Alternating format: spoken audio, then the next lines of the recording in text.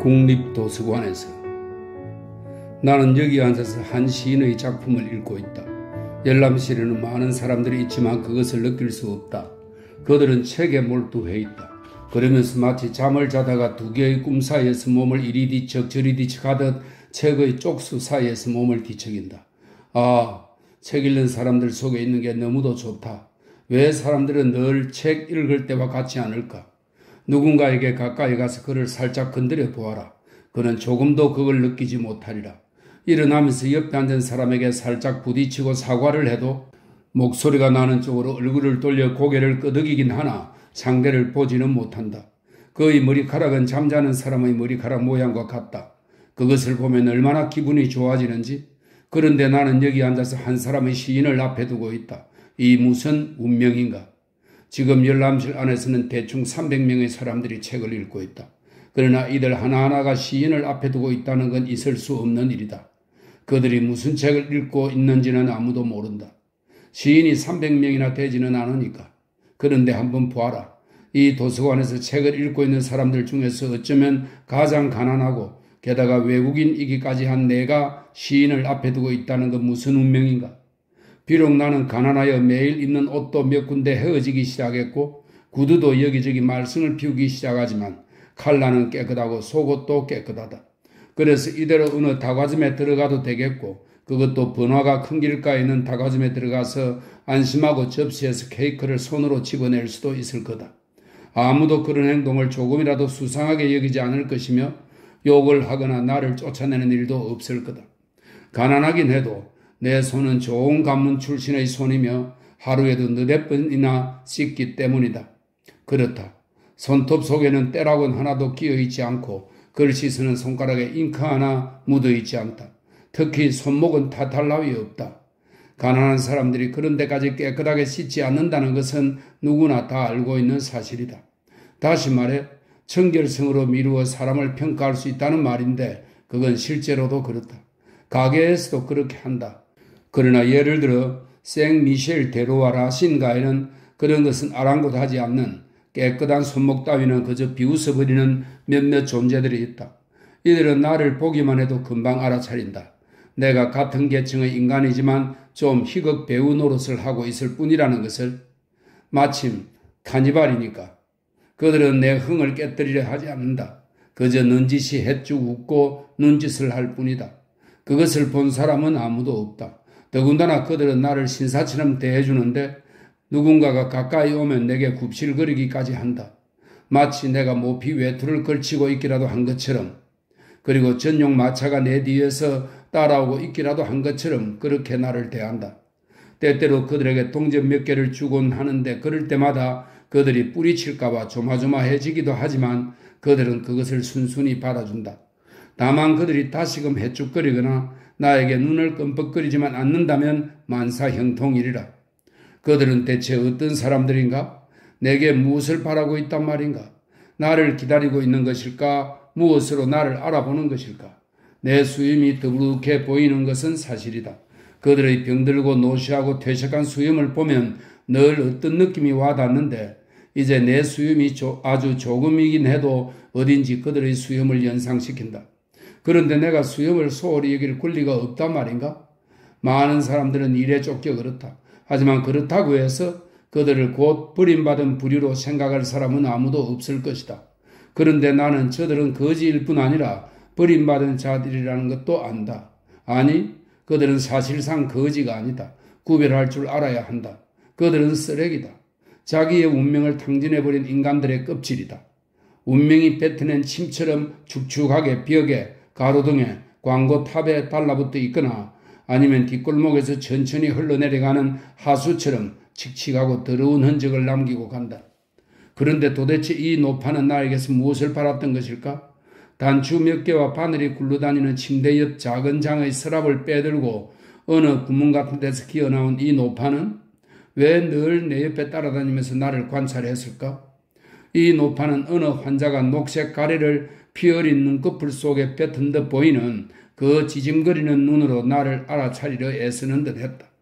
그런데 그때 어째서 또 머리가 센 키가 작은 여인이 쇼윈도 앞에 있는 내게 다가와 15분이나 곁에 서서 낡고 긴 연필 한 자루를 나에게 보여주었을까? 그 여인은 꼭 쥔 더러운 손에서 지독히도 천천히 연필을 내보였다. 나는 마치 진열된 상품을 보느라 아무것도 눈치채지 못한 척했다.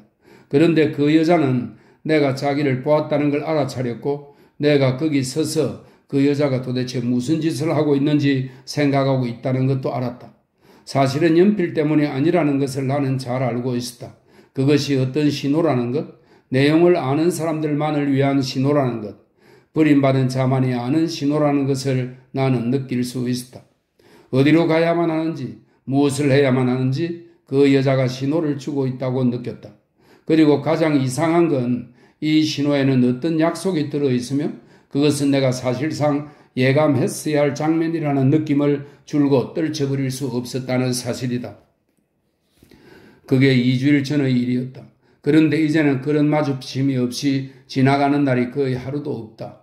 새벽녘뿐 아니라 대낮에 혼잡하기 짝이 없는 거리에 갑자기 작은 남자나 노파가 나타나 내게 고개를 끄덕이고 무언가를 보여주고는 할 일이 모두 끝난 것처럼 다시 사라지는 일이 일어난다. 그들은 언젠가 내 방까지 찾아올 생각을 하게 될 수도 있을 거다. 내가 어디에 사는지 틀림없이 알고 있고 수위가 그들을 저지하지 못하도록 조치를 취할 수도 있을 거다. 그러나 나는 여기 도서관에서 여러분에게 방해받을 염려가 없다. 이 열람실에 들어가기 위해서는 특별한 입장권이 있어야 한다. 나는 그대들에 앞서 이 열람권을 갖고 있다. 상상할 수 있듯 나는 약간 겁을 집어먹고 거리를 지나가서 마침내 어느 유리문 앞에 서게 된다. 내 집이라도 되는 것처럼 문을 열고 다음 문 앞에서 내 열람정을 제시한다. 너희들이 너희들의 물건을 나에게 보여주는 것과 똑같다. 다만 다른 건 사람들이 내가 뜻하는 바를 이해하고 알아챈다는 사실이다. 그러고는 나는 책들 사이에 끼어서 마치 내가 죽기라도 한 것처럼 그대들을 떠나서 여기 앉아 한 시인의 작품을 읽고 있다. 그대들은 시인이 무엇인지 알지 못하겠지? 베를렌, 아무것도 모르지? 아무 기억도 없지? 그렇다. 그대들이 알고 있는 사람들과 베를렌을 구별할 수 없었지? 그대들이 아무 구별도 하지 못한다는 걸 나는 알고 있다. 그러나 내가 읽고 있는 시인은 베를렌이 아니다. 파리에 사는 시인이 아니다. 전혀 다른 시인이다. 그는 산속에 조용한 집을 가지고 있는 사람이다. 그는 맑은 공기 속에 울려 퍼지는 종소리처럼 울리는 시인이다. 자기 집 창문이나 아련히 먼 곳을 생각에 잠겨 반사하는 책장의 유리문에 대해서 이야기해주는 행복한 시인이다. 바로 이런 시인이 내가 되고 싶은 시인이지. 왜냐하면 그는 소녀들에 대해서도 아주 많이 알고 있거든. 그런데 나도 소녀들에 대해 많이 아는 것 같은데 말이지. 그는 100년 전에 살았던 소녀들에 대해 알고 있어. 하지만 그는 그들이 죽었다는 사실도 개의치 않아. 왜냐하면 모든 걸 알고 있기 때문이지. 그보다 더 중요한 일은 없지. 그는 소녀들의 이름을 불러본다. 꼬리가 달린 길쭉한 구식 문자로 나직하고도 날씬하게 쓰여진 이름들을, 그리고 그들보다는 나이 든 여자친구의 어른이 된 이름들을. 그 이름을 불러보면 약간 운명의 음향이 따른다. 약간은 실망과 죽음의 음향도. 어쩌면 그의 마호가니 책상 서랍 안에는 소녀들이 보낸 빛바랜 편지들과 생일날과 여름 파티에 대한 이야기들이 적혀있는 일기장에서 떨어져 나온 낱장들이 들어있을지 모른다. 아니면 그의 침실 뒤쪽에 가운데가 불룩 튀어나온 장롱이 있고 거기에는 봄옷들만 들어있는 서랍이 있을지도 모른다. 부활절 무렵에 처음으로 입었던 하얀 옷, 사실은 여름에 입을 옷인데 참지 못해 미리 입었던 알록달록한 망사 원피스 등, 부모로부터 상속받은 집의 붙박이 물건들이 매우 안정적으로 자리 잡고 있는 조용한 방에 앉아 바깥의 밝은 연초록빛이 감도는 뜰에서 목소리를 시험하는 산박새의 첫 울음소리를 듣고 멀리 마을에서 울리는 시계 소리를 듣는 것은 이 얼마나 행복한 운명인가. 거기에 앉아서 오후의 따뜻한 한 줄기 햇빛을 바라보고 이미 세상에 없는 소녀들에 대해 많은 것을 알고 있는 일, 게다가 한 사람의 시인이라는 일, 그리고 이 세상 어딘가에서 아무도 돌보는 사람 없이 문이 굳게 닫혀있는 많은 농가들 중 어느 한 곳에서 살 수만 있다면 나도 한 사람의 시인이 되었을지도 모른다는 생각을 해본다.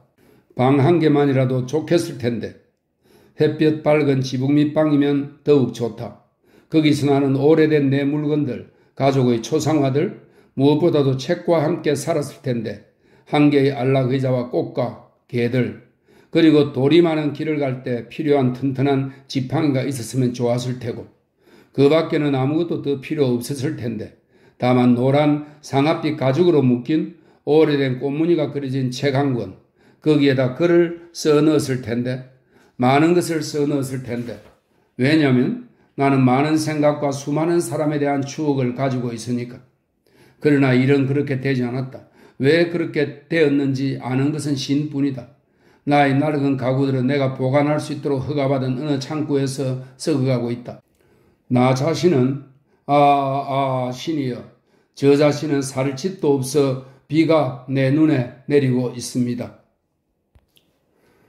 때때로 나는 센 강변로 같은 데에 있는 작은 가게들을 지나간다. 고물상이며 자그마한 고서점이며 동판을 파는 가게 쇼윈도에는 물건들이 가득 차 있다. 아무도 가게에 들어가는 사람은 없다. 장사가 하나도 되지 않는 것 같다. 안을 들여다보니 주인은 그냥 앉아서 책을 읽고 있다. 만사태평이다. 내일을 걱정하지 않고 장사가 안 되어도 아랑곳 없이 그 앞에는 개 한 마리가 편안하게 앉아 있거나 아니면 고양이 한 마리가 열지어 꽂혀 있는 책을 그 책등에 찍혀 있는 제목을 지우기라도 하려는 듯이 살금살금 스쳐 지나갈 때면 정적은 한결 더 깊어진다. 이것으로 족하다면 좋으련만 때때로 쇼윈도에 물품이 가득 진열된 가게를 하나 사서 개와 더불어 20년간 거기에 앉아 있고 싶다. 아무 일도 한 일이 없다고 큰 소리로 말해보는 것이 좋다. 다시 한 번 더 아무 일도 한 일이 없다고 말해보아라.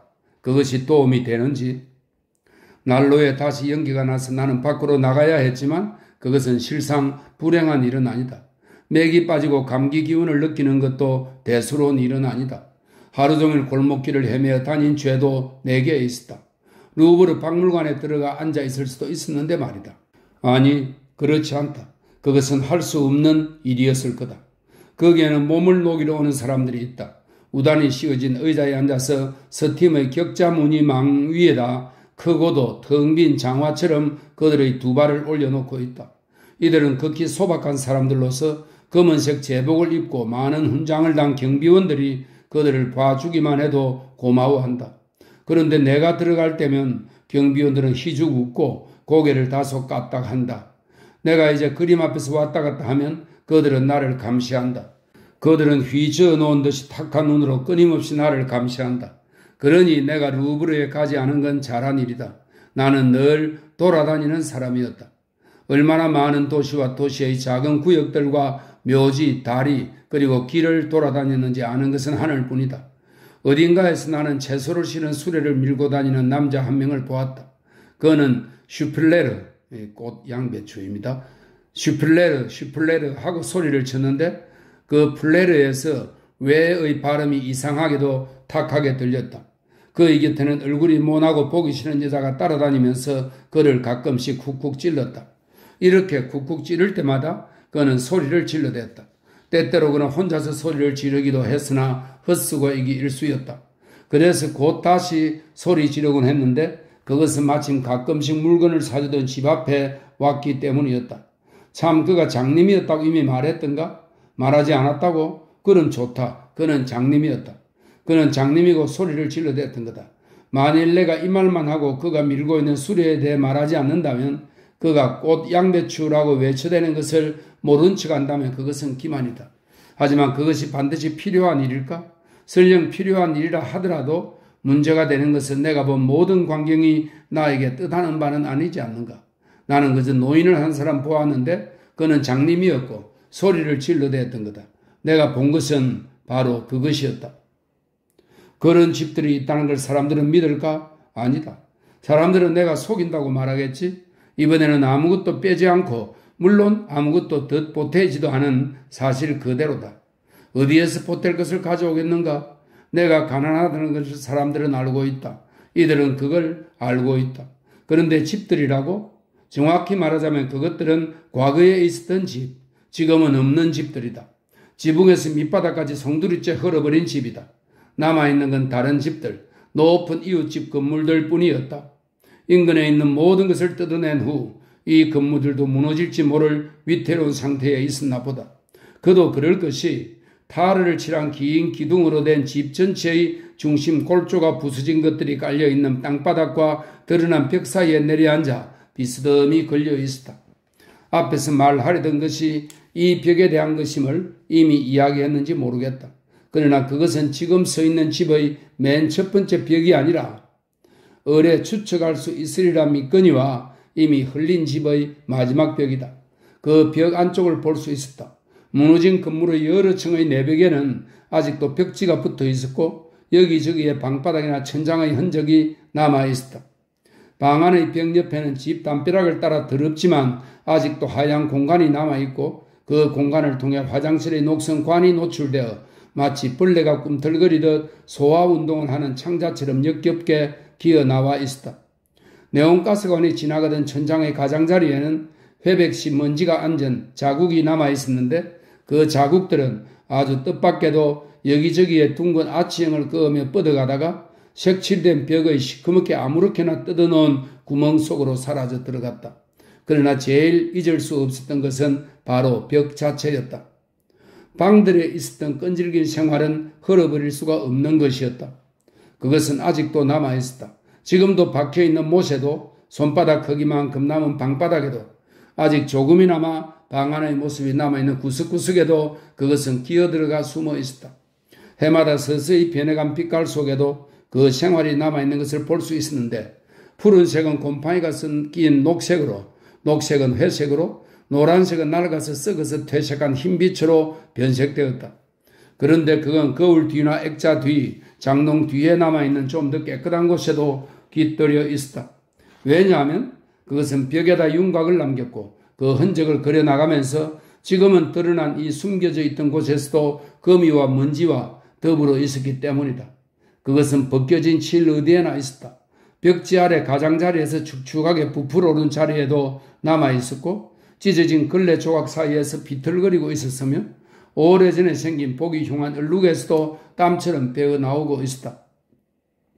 흘린 칸막이 벽의 잔해로 둘러싸인 초록색, 녹색 또는 노란색이었던 벽들에서는 이 생활이 풍기는 공기가 솟아오르고 있었는데 그것은 아직 바람으로 흩날린 적 없는 칙칙하고 탁하고 눅눅한 공기였다.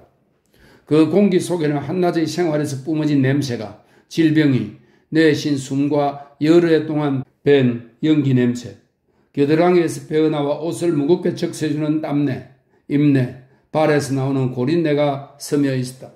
지독한 오줌 냄새, 눈을 찌르는 듯한 거름, 그 무스름한 감자를 삶을 때 나는 냄새, 오래된 돼지 비계에서 나오는 무겁고도 맨들맨들한 냄새가 섞여 있었고 엄마가 돌보지 않아 젖먹이 아이에게서 나는 오래된 새콤달콤한 냄새도 나고 학교 가는 아이들의 두려움 섞인 냄새 그리고 성년기 남자아이들의 침대에서 나오는 훈훈한 냄새가 스며 있었다.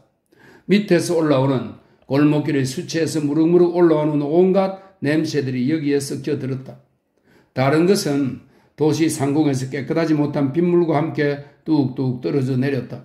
어떤 것은 늘 똑같은 거리에 남아있어 연약한 집 바람을 일게도 했다. 그 밖에도 출처가 분명치 않은 많은 냄새들이 거기에 있었다. 마지막 벽만 남기고 나머지 벽들은 몽땅 흘려버렸다는 말을 이미 했던가? 내가 줄곧 말하고 있는 것은 바로 이 마지막 벽에 대한 거다. 내가 오랜 세월 그 벽 앞에 서 있었거니 하고 말하는 사람이 있을 거다. 그러나 맹세컨대 나는 이 벽의 존재를 알아차리기가 무섭게 달아나기 시작했다. 그건 이 벽의 존재를 알아차렸다는 사실이 끔찍하기 때문이다. 나는 여기 이 모든 것의 존재에 대해 눈치채고 있다. 그렇기 때문에 그것들은 금방 자기 집처럼 내 마음속에 들어와 자리 잡는다. 이 모든 일이 있은 후 조금 기진맥진한 기분이 되었다.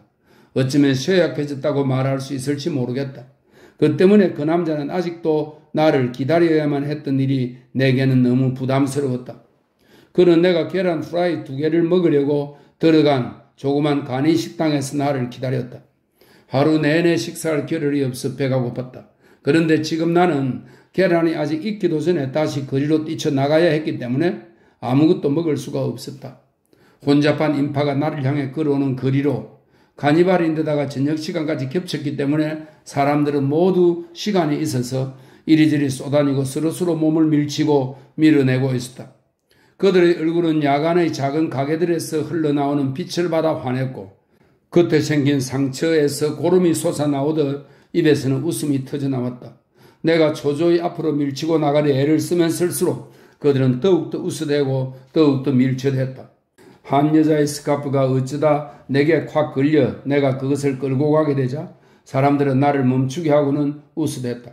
나도 함께 웃어야 한다고 느꼈으나 웃을 수가 없었다. 누군가가 내 눈에 잘게 자른 색종이를 한 움큼을 던져 매를 맞은 것처럼 눈이 따끔거렸다. 모퉁이에서는 사람들이 꼼짝 못하게 막혀 있어 서로 밀려 오지도 가지도 못하고 있었다. 마치 서서 성교라도 하는 것처럼 다만 나직하고 부드럽게 오르락내리락 할 뿐이었다. 사람들은 서 있었고 나는 밀집된 군중 속에 틈새가 생긴 차도의 가장자리를 찾아내고는 다른 바퀴를 쳤지만 아무것도 달라진 것이 없었기 때문에 실제로는 그들이 움직이고 있고 나는 꼼짝도 하지 않는 것 같았다.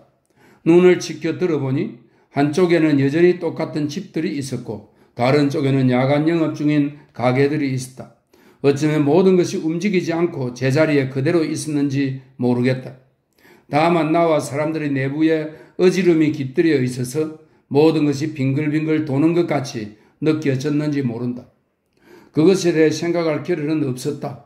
나는 땀에 몹시 젖었고 마치 피 속에 엄청나게 큰 무언가가 밀치고 돌아다니며 가는 곳마다 혈관을 넓히기라도 하는 것처럼 마비시키는 듯한 통증이 내 몸속에서 돌고 있었다. 그러면서 나는 공기가 벌써 다 바닥나고 뇌에 신 공기만을 자꾸 되들이마셔 폐가 정지된 것처럼 느꼈다. 그러나 이제는 그것도 지나갔다. 내가 그것을 견뎌내고 말았으니 그래서 이제 내 방에 있는 램프 옆에 앉아있다. 약간 춥다. 난로를 켜볼 엄두가 나지 않았기 때문이다.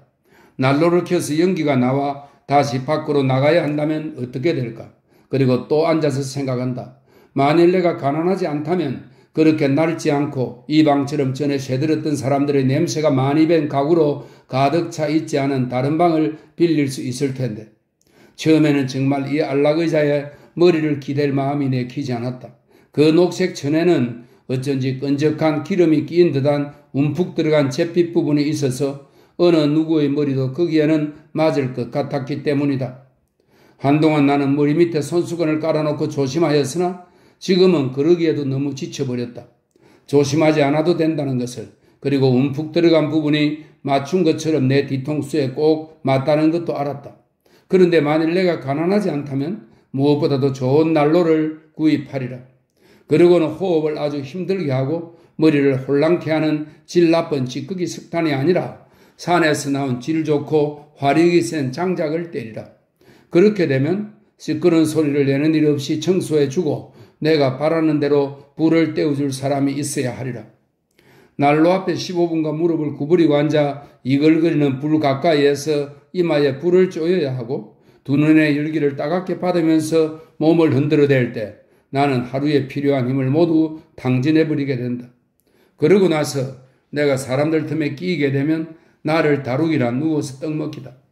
때때로 혼잡이 극심할 때면 마차를 한 대 잡아타고 빠져나갈 텐데 그리고 매일 뒤발 같은 고급 식당에서 식사를 할 거고 간이 식당 따위에 기어들어가는 일은 없을 거다.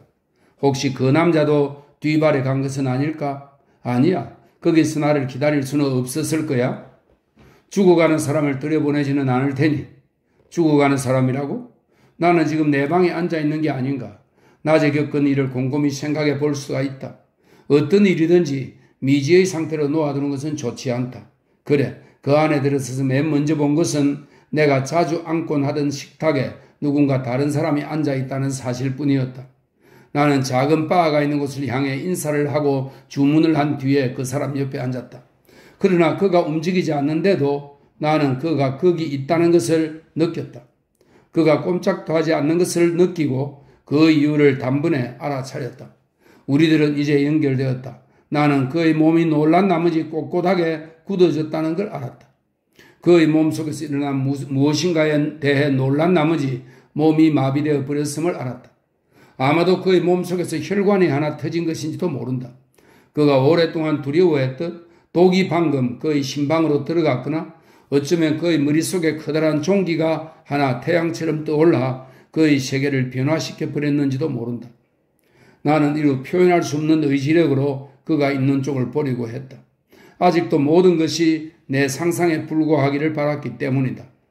그러나 곧 나는 벌떡 일어나서 뛰쳐나가고 말았다. 내 추측이 틀리지 않았기 때문이다. 그 남자는 잿빛의 긴장된 얼굴을 덜 머플러 속에 푹 파묻은 채 두터운 검은 겨울 외투를 입고 거기 앉아 있었다. 입술은 무거운 중압에 의해 다친 것처럼 다무러져 있었는데 눈을 뜨고 있었는지는 말할 수가 없다. 뿌옇게 김이 스린 듯 회색 안경알이 약간 떨리면서 그의 두 눈앞을 가리고 있었다. 콧방울은 크게 벌어져 있었고 푹 파인 관자놀이 위로 드리워진 긴 머리카락은 뜨거운 열기 속에 있는 듯 축 늘어져 있었다. 누렇고 긴 귀는 넓게 그림자를 드리웠다. 그렇다. 그는 지금 자신이 인간으로부터 멀어져 있는 것뿐만 아니라 모든 것으로부터 멀어져 있음을 알고 있었다. 잠시만 지나면 모든 것이 의미를 상실하겠지. 탁자며 찻잔이며 그가 움켜잡고 있는 의자며 매일의 일과 다음에 일어날 일들이 이해할 수 없는 또 낯설고 힘겨운 것이 되겠지. 이렇게 그 남자는 거기 앉아서 일이 일어날 때까지 기다리고 있었다. 더 이상 저항하는 일도 없이. 그런데 나는 아직도 저항하고 있다. 내 심장이 이미 밖으로 비어져 나와 처져 있고 나를 책망하는 자들이 꾸짖지 않는다 하더라도 이제 더 이상 살 수가 없음을 알면서도 나는 스스로 아무 일도 일어나지 않았다고 타이르지만 내가 그 남자를 이해할 수 있었던 것은 오직 나를 모든 것으로부터 멀어지게 하고 차단하는 무언가가 내 내부에서도 일어나고 있었기 때문이다.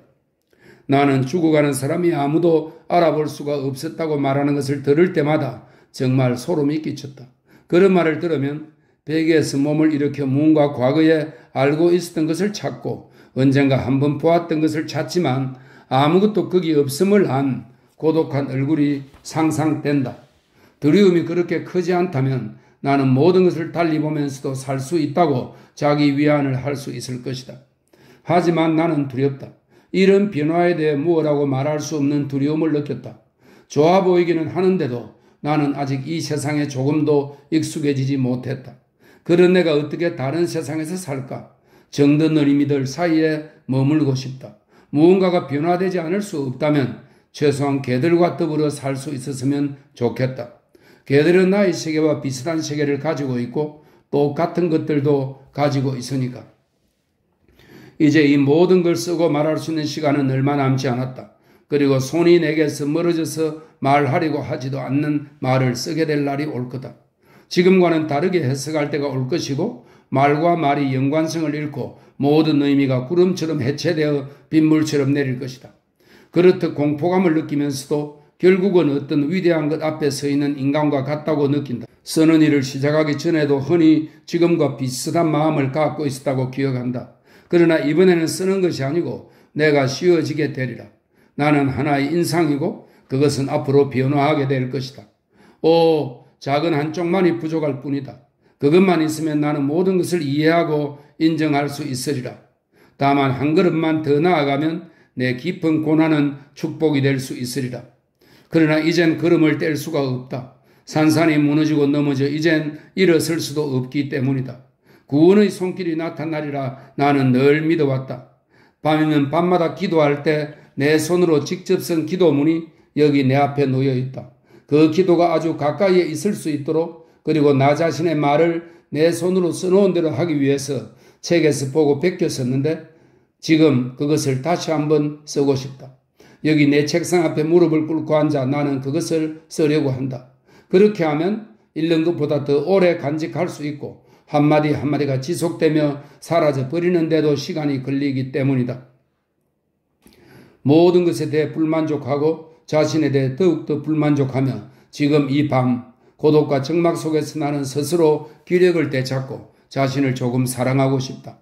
내가 사랑하던 사람들의 영혼들이여, 내가 찬양하던 사람들의 영혼들이여, 나를 굳세게 해다오. 나를 지탱할 수 있게 해다오. 내가 이 세상의 허위와 부패로부터 멀리 있게 해다오. 당신 나의 주인이신 신이시여, 제게 은총을 내려주시어 몇 줄의 아름다운 시를 쓰게 해 주소서. 그리하여 내가 못난 자, 멸시에 맞지 않는 자들보다도 더 못난 인간이 아님을 스스로에게 증명할 수 있게 해 주소서. 이것은 보들레르의 산문시 파리의 울 속의 새벽 1시의 끝 구절입니다. 이 땅에서 가장 비천하고 허랑방탕하고 멸시받는 자들의 자식들, 이제 나는 그들의 노랫감이 되었고 그들의 조롱거리가 되었구나. 그들은 나를 짓밟고 지나갔다. 나를 손상시키는 것은 어찌나 쉬운지 아무 도움도 요청할 필요가 없었다. 그러나 이제는 내 영혼이 온몸에 넘쳐 흐르고 공경에 처했던 시대가 나를 사로잡았다. 밤이 되면 내 뼈에 온통 구멍이 뚫어진다. 나를 몰아붙이는 자들은 잠을 잘 줄도 모른다. 여러 힘들이 모여 나에게 다른 옷을 입히고 또 입힌다. 마치 윗도리의 단축구멍으로 졸라매듯 그것으로 나를 죄어맨다. 내 오장은 끓어오르고 그칠 줄을 모른다. 고난의 시기가 나를 덮친 것이다. 내 하프 소리는 비탄이 되었고 내 피리 소리는 울음이 되었구나. 이것은 구약 욥기 30장을 참조한 글입니다. 의사는 나를 이해하지 못했다. 아무것도 이해하지 못했다. 그건 정말 설명하기도 힘들었다. 정기요법을 시도해 보기도 했다. 좋다. 나는 쪽지를 하나 받았다. 오후 1시에 살페르티에르 병원으로 오라는 것이었다. 이것은 생강변 식물원 가까이에 있는 큰 병원입니다. 살페트리에르 병원으로 오라는 것이었다. 그곳으로 갔다. 여러 개의 바라크 건물들을 지나고 몇 군데 뜰을 건너갔다. 뜰한 여기저기 낙엽이 진 나무 아래에 죄수처럼 하얀 모자를 쓴 사람들이 있었다. 드디어 나는 복도처럼 생긴 길고 어두컴컴한 방으로 들어갔다. 한쪽에는 녹색의 흐린 유리 창문이 4개 있었다. 창문은 검은색의 널찍한 격벽으로 되어 있어 다른 창문과 분리되어 있었다. 그 모든 것을 지나 나무 벤치가 하나 놓여 있었다. 이 벤치에서 나를 알던 사람들이 앉아서 기다리고 있었다. 그래, 모두들 와 있었다. 내가 컴컴한 방에 익숙해지자 빽빽하게 끝도 없이 줄지어 앉아있는 사람들 속에 몇 명 다른 부류의 사람들이 있다는 것을 알았다. 하류청 사람들, 직공, 하녀들, 집마차의 마부 등이었다. 저 아래 복도 좁은 쪽 특별한 의자에는 뚱뚱한 여자 둘이 퍼질러 앉아서 이야기를 나누고 있었다. 아마도 접수받는 일을 하는 여자들 같았다. 나는 시계를 쳐다보았다. 1시 5분 전이었다. 5분. 아니 넉넉히 잡아 10분이면 내 차례다. 그렇다면 큰 문제는 아니다. 실내 공기는 사람들의 옷냄새와 숨쉬는 냄새로 인해 탁했다. 어딘가에서는 문틈으로 스며들어 위로 올라가는 에테르의 강한 냉기가 코를 찔렀다. 나는 왔다 갔다 하기 시작했다. 나를 이리로 이런 사람들 속으로 이 분비는 일반 진찰 시간에 보냈구나 하는 생각이 문득 떠올랐다. 말하자면 내가 버림받은 사람들의 부류에 속한다는 최초의 공식적인 확인이었다고나 할까? 의사가 나를 보고 눈치챘다는 말인가? 나는 상당히 괜찮은 옷을 차려입고 의사를 찾아가서 내 명함까지 들여보냈었다. 그런데도 의사는 어떻든 그렇게 느낀 것이 틀림없다. 어쩌면 나 스스로 그렇게 드러내 보였는지도 모르겠다. 그래, 그것이 사실이었기에 나는 그리 기분 나쁘게 여기지 않았다. 사람들은 조용히 앉아서 나에게 관심조차 보이지 않았다.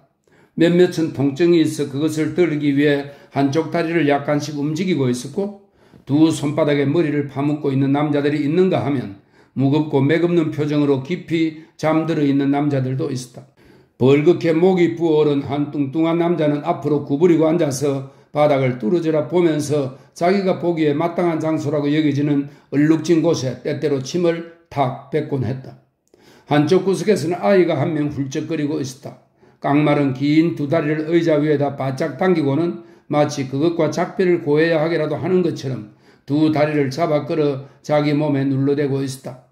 얼굴색이 창백한 자그마한 여자가 검은 꽃으로 장식한 둥근 그레이프 모자를 비스듬히 쓰고 얼굴을 찡그린 채 야윈 입가에 미소를 띠고 있었으나 상처난 눈꺼풀에서는 계속 진물이 흘러나오고 있었다. 그녀에게서 멀지 않은 곳에 매끄럽고 둥근 얼굴을 한 소녀가 하나 앉아 있었다. 눈은 아무런 표정이라고는 없이 툭 튀어나와 있었다. 입을 벌리고 있어서 하얗고 끈적한 잇몸과 썩은 전니가 보였다. 붕대를 감은 사람들이 많이 보였다. 머리를 온통 겹겹이 싸고 있어서 누구의 눈인지 알아볼 수 없는 한쪽 눈만을 보여주는 붕대. 안을 다 싸서 감추고 있는 붕대가 있는가 하면 안에 무엇이 있는지 보여주는 붕대도 있다. 풀어놓아서 더러운 침대 안에 있는 것처럼 그 안에 손이라고는 할 수 없는 손이 들어있는 붕대. 붕대에 쌓이는 한쪽 다리가 온전한 사람인 것처럼 사람들의 줄 가운데서 크게 두드려져 나와 있기도 했다. 나는 왔다 갔다 거닐면서 침착해지려고 애썼다. 맞은편 벽에다 관심을 집중시켰다. 벽에는 외짝으로 된 문이 많이 달려 있었는데 벽이 천장에까지 닿지 않는 것으로 보아 복도와 그 옆에 있을 방들이 서로 완전히 차단되어 있지는 않다는 것을 알 수 있었다. 시계를 쳐다보았다. 1시간 동안이나 왔다 갔다 했다. 잠시 후에 의사들이 왔다. 먼저 젊은 의사들 몇 명이 무표정한 얼굴로 지나가더니 마침내 내가 찾아갔던 그 의사가 밝은색 장갑을 끼고 실크 모자를 쓰고 흠잡을 데 없는 가운을 입고 지나갔다. 그는 나를 보자 모자를 약간 들어올리고는 산만한 미소를 띄었다. 이제 곧 이름이 불리기를 바랐다. 그러나 다시 1시간이 지나갔다. 어떻게 시간을 보냈는지 지금 기억해낼 수가 없다. 어쨌든 시간이 지나갔다. 병원 수위인 듯한 노인 한 명이 얼룩진 앞치마를 두르고 와서 내 어깨에 손을 대었다. 나는 어느 옆방에 들어갔다. 의사와 젊은 청년들이 탁자를 에워싸고 앉아 있다가 나를 보자 앉으라고 했다. 그래, 이제는 나보고 무슨 영문인지를 설명하라고 했다. 가급적 빨리 말해달라는 것이었다. 시간이 충분치 않기 때문이라고 했다. 젊은이들은 앉아서 숙고하는 표정과 그들이 배운 전문가적인 호기심으로 나를 쳐다보았다. 내가 알고 있는 의사는 검고 뾰족한 수염을 만지면서 산만한 미소를 지었다. 울음이 터져 나올 것 같았지만 내 자신이 프랑스로 말하는 것이 들렸다. 선생님, 저는 벌써 알려드릴 수 있는 것은 모두 말씀드렸습니다. 다른 분들에게 그것을 알려야 할 필요가 있다고 생각되시면 선생님께서는 저와 면담하신 후 그 내용을 몇 마디로 줄여서 말씀하실 수 있으리라 여겨집니다. 저로서는 그분들에게 줄여서 설명해 드리기가 무척 힘듭니다. 의사는 정중하게 미소를 지으며 일어나서는 조교들과 함께 창가로 가서 수평으로 손을 흔들며 몇 마디 말을 나누었다. 3분 후에 젊은 조교들 중에서 침착하지 못하고 근시인 듯한 의사 한 명이 탁자로 돌아와서 나를 엄숙한 눈길로 보려고 애쓰면서 말했다. 선생님, 잠은 잘 주무십니까? 아니, 잘 못 잡니다. 그는 다시 동료에게로 급하게 뛰어 돌아갔다. 그리고 또 잠시 동안 의논을 하더니 그 의사가 나에게 몸을 돌리고는 나중에 부를 것이라고 알려주었다. 나는 그 의사에게 내가 1시에 진찰받도록 되어 있었다는 것을 상기시켰다. 그는 미소를 짓더니 자기가 엄청나게 바쁘다는 것을 알리려는 듯 갑자기 하얀 손을 빠르게 몇 번 움직였다. 다시 복도로 나왔다. 아까보다 훨씬 더 공기가 텁텁해져 있었다. 기진맥진했는데도 다시 왔다 갔다 하기 시작했다. 마침내 그 축축하게 쌓인 냄새가 나를 어지럽게 했다. 그래서 문 입구에 가 서서 문을 약간 열었다. 밖은 아직 오후이고 해가 좀 남아있어 그것이 말할 수 없이 기분을 좋게 해주었다. 그러나 그렇게 1분도 채 서 있지 않아서 누군가가 나를 부르는 소리가 들렸다. 2걸음 정도 떨어진 작은 탁자 옆에 앉아있는 여자 한 명이 나에게 무언가 소곤거렸다. 누가 문을 열라고 했느냐는 것이었다. 나는 텁텁한 공기를 견딜 수 없어서 그랬다고 했다. 그녀는 그것은 당신의 문제이고 문은 닫혀 있어야 한다고 말했다. 창문 하나라도 열면 안 되겠느냐고 물었다. 안 돼요. 그것도 금지되어 있다고 그녀는 말했다. 나는 다시 왔다 갔다 하기 시작했다. 그것이 일종의 마취제가 되었고 다른 사람들에게 방해가 되지도 않았기 때문이었다. 그러나 작은 탁자 옆에 앉은 그 여자에게는 지금 내가 왔다 갔다 하는 것조차도 거슬리는 듯 했다. 내가 앉을 자리가 없느냐고 물었다. 자리가 없다고 대답했다. 하지만 왔다 갔다 하는 것은 금지되어 있다면 아직 자리가 하나 비어 있을 수도 있을 테니까 찾아서 앉으라고 했다. 그 여자 말이 맞았다. 눈이 튀어나온 소녀 옆에 정말로 금방 자리 하나를 발견했다. 거기에 앉아 있으니 이런 상태에서는 꼭 무슨 끔찍한 일이 일어날 것 같은 느낌이 들었다. 왼쪽에는 잇몸이 썩기 시작한 바로 그 소녀가 있었고 오른쪽에 앉은 사람은 조금 지난 후에야 겨우 알아볼 수 있었다. 그 사람은 무겁고 까딱도 하지 않는 커다란 손과 얼굴이 붙어있는 조금도 움직이지 않는 엄청나게 큰 덩어리였다. 내게 보이는 얼굴의 옆면은 아무런 표정도 없이 텅 비어 있고 아무런 추억도 간직하고 있지 않았다. 그가 입고 있는 양복 윗도리는 관에다 넣기 위해 시체에 입힌 옷처럼 사람을 기분 나쁘게 했다. 마찬가지로 가느다란 검은색 넥타이는 시체에다 감아놓은 것처럼 옷깃 주위에 헐렁하게 감겨 있었다. 덧정이 뚝 떨어졌다. 윗도리는 다른 사람이 아무 의지도 없는 목에다가 끼워 놓은 것처럼 보였다. 손은 원래 있는 그대로 바지 위에 올려놓았고 머리조차도 여많은 여자들이 빗질한 것처럼 빗겨져 있었으며 박제동물의 털처럼 뻣뻣하게 정돈되어 있었다. 나는 그 모든 것을 주의 깊게 관찰했다. 그러다가 이것이 나를 위해 정해진 자리일 거라는 생각이 떠올랐다. 이제 나는 인생에 있어서 끝까지 머물게 될 그 자리에 왔다는 생각이 들었기 때문이다. 그래, 운명이란 참으로 놀라운 길을 가는 것이구나. 갑자기 아주 가까이에서 급하게 잇따라 질급에 발버둥치는 아이의 울부짖는 소리가 들리더니 이어 억눌린 듯한 나지막한 울음소리가 뒤따랐다. 어디에서 들려오는 소리인지 알아내려고 애를 쓰는 동안 다시 짓눌린 듯한 떨리는 작은 외침이 진동했다. 왜 그런지 묻는 목소리들이 들렸고 한 사람이 제법 큰 소리로 명령하는 소리가 들리더니 어떤 무심한 기계가 주위에 상관하지 않고 둘둘거리기 시작했다. 그때 나는 벽이 생각났다. 천장에 닿지 않고 트여 있다는 게 생각났다. 조금 전에 들린 모든 소리는 문의 저쪽 편에서 들려온 것이며 거기서들 치료가 진행되고 있다는 것을 알아냈다. 정말 가끔씩 간호사가 얼룩진 앞치마를 두르고 나타나서는 손짓을 했다. 그 사람이 나에게 손짓을 했을 수도 있다고는 조금도 생각하지 못했다. 내 차례였을까? 아니었다. 남자 2명이 휠체어를 끌고 와서 옆에 있는 그 살덩이를 들어 올렸다. 그러자 보이는 건 반신불수의 노인이었다. 내가 보지 못했던 몸의 다른 쪽은 이쪽보다 한결 작았고 생활로 인해 닳아 있었다. 그는 흐리멍덩하게 슬픈 듯 눈을 뜨고 있었다. 이제 그를 데리고 들어갔다. 옆에 자리가 많이 비었다. 나는 앉아서 왼쪽 옆에 있던 멍청하게 보이는 그 소녀가 어떻게 진료받을 것인지, 이 소녀도 울부짖을 것인지 생각했다. 벽 뒤에 있는 기계는 공장의 기계처럼 쾌적하게 들들거리며 돌아갔다.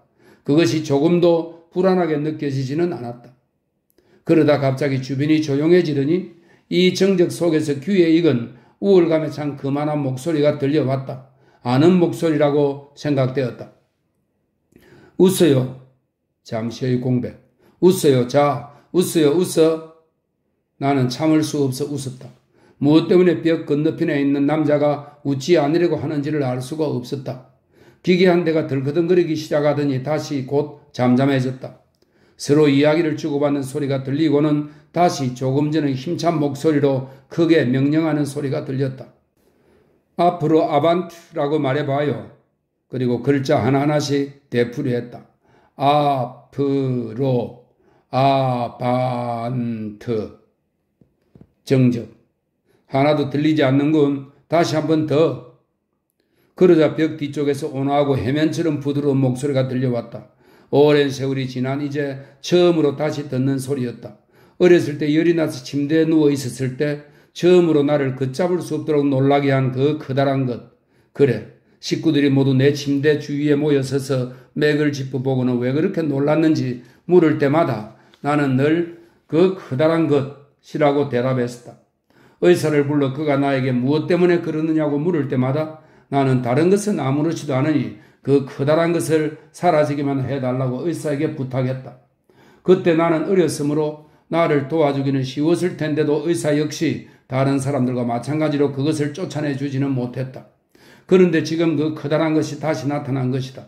그 이후 그것은 그냥 사라져버려서 내게 열이 있는 밤에도 나타나지 않았었는데 지금 열이 없는데도 다시 나타난 것이다. 다시 지금 나타난 것이다. 너무 커서 내 몸의 일부가 될 수 없는데도 그것은 지금 내 속에서 종기처럼 제2의 머리처럼 튀어나와 내 몸의 일부가 되었다.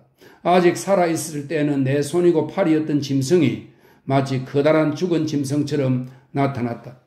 내 피가 내 몸과 그 커다란 짐승의 몸을 흐르고 있었다.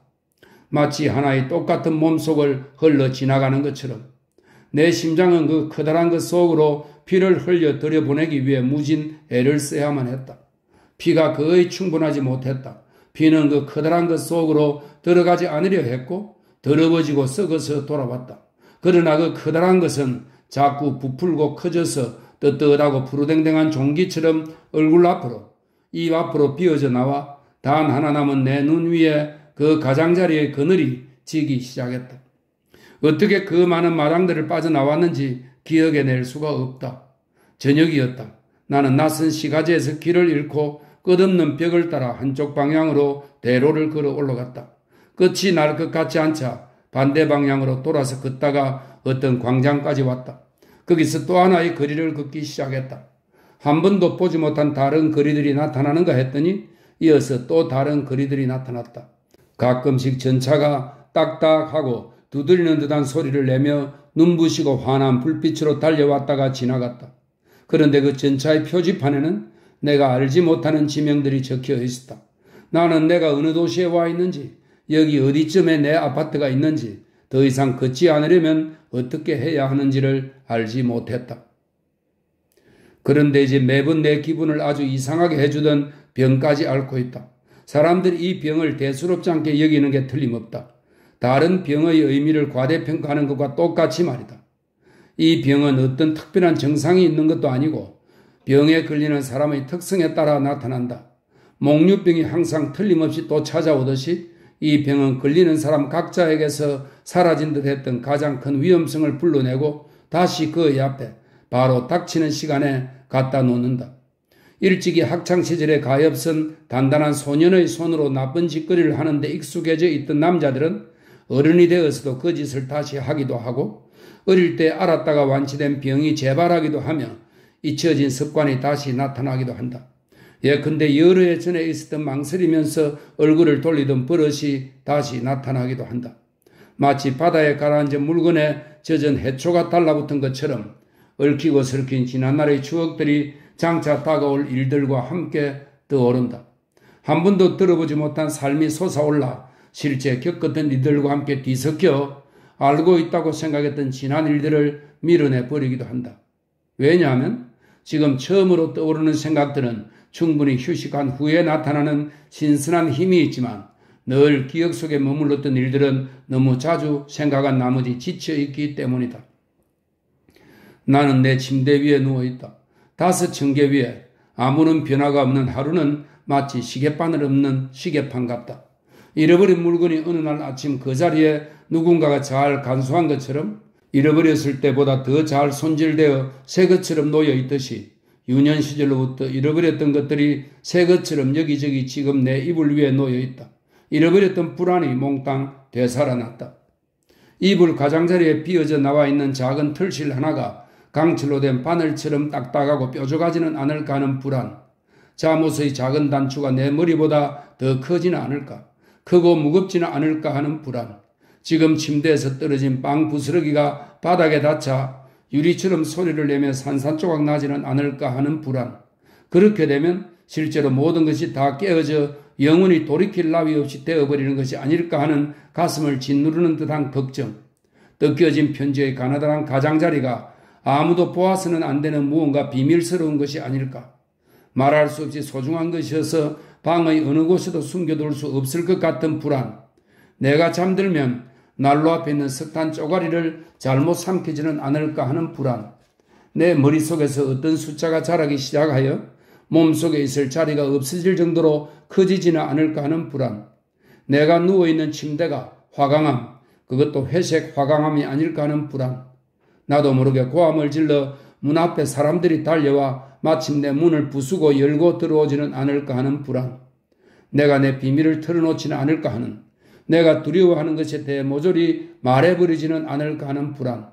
모든 것이 말로서는 표현될 수 없는 것이기 때문에 아무것도 말할 수 없게 되지는 않을까 하는 불안. 그리고 그 밖에 다른 여러 가지 불안들이 꼬리를 물고 놓아주지 않는다. 나는 어렸을 때의 추억이 다시 살아나기를 빌었고 그것은 정말 되살아났다. 그 추억이 그때처럼 여전히 답답하며 나이를 먹어도 아무 소용이 없다는 것을 느꼈다.